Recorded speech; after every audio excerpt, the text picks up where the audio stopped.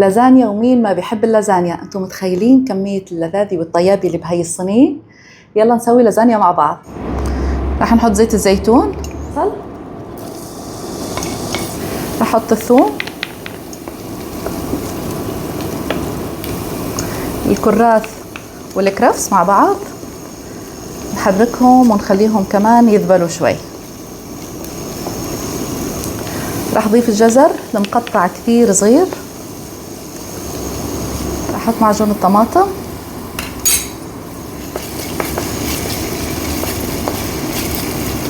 تقليبي سريعة، نحط اللحمات،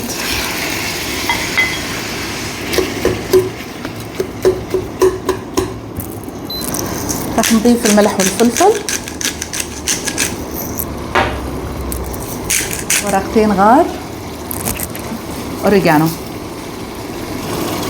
بس تسبكت اللحمة رح نزل الطماطم الفريش المبروشة،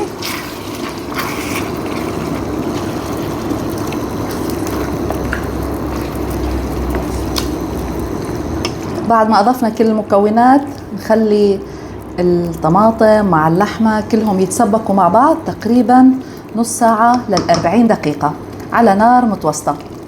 لتحضير البشاميل رح أحط الزبدة على النار واستناها تذوب، ورح أضيف الطحين.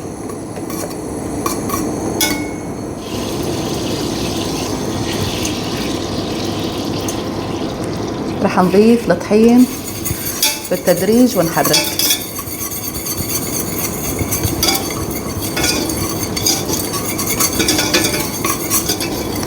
رح نقلب الطحين مع الزبدة شوي ونطبخ الطحين، وبعدين رح نضيف الحليب بالتدريج.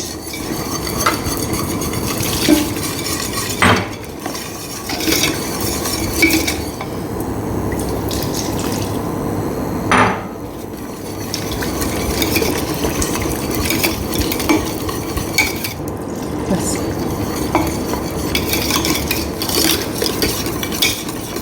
شايفين بهالمرحلة هاي خلاص اطمنا انه ما عاد يتكتل معي الطحين، فعادي اني اضيف كمية الطحين فعادي اني اضيف كمية الحليب كلها.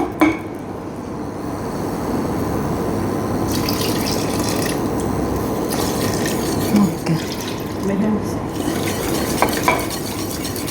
رح نضيف رشة ملح، فلفل ابيض، وشوي من جوز الطيب.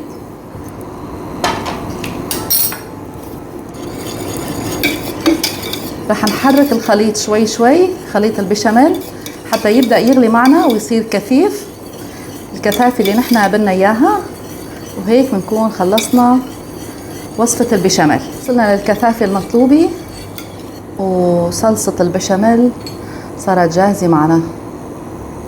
شايفين؟ اجا مرحلة التطبيق. رح نحط طبقة من البشاميل، رح نحط طبقة لازانيا، طبقة لحمة نوزعها، طبقة بشاميل، شوي من جبنة الموزاريلا، ورح نكرر الطبقات. تقريبا رح نعمل 3 طبقات.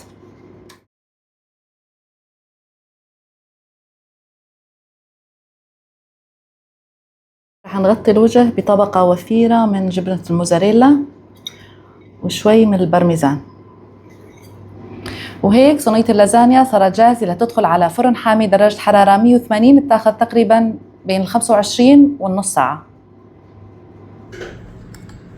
شوية بيستو على الوجه.